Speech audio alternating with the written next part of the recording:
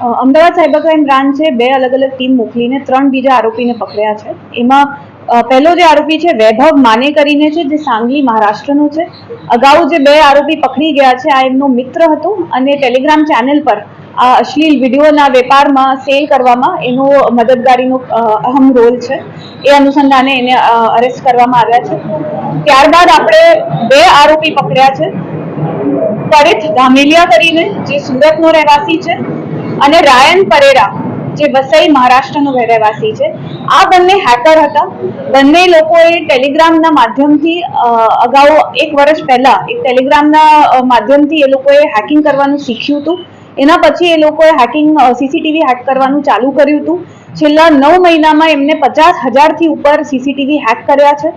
અને આ લોકોએ હેકિંગ માટે જે મેથડ યુઝ કરતા હતા એ પણ આનો ખુલાસો થયો છે.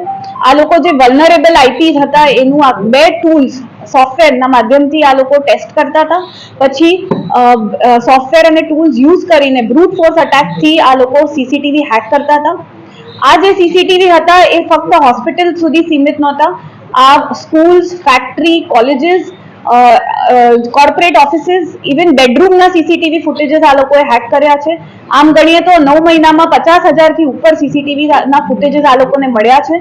અને પછી આ 2 જણ અને એની સાથે એક આરોપી જે વોન્ટેડ છે રોહિત સિસોદિયા કરીને, આ 3 જણની ટોળકી હતી જે આ સીસીટીવી હેક કરીને એમાંથી વિડીયોઝ લઈને એમાંથી કન્ટેન્ટ ક્રિએટ કરતા હતા, જે પછી આ લોકો ટેલિગ્રામ ચેનલ અને યુટ્યુબ ચેનલ પર વેચવા માટે મૂકતા હતા. તો આ એમનું પ્રથમ રોલ હતું.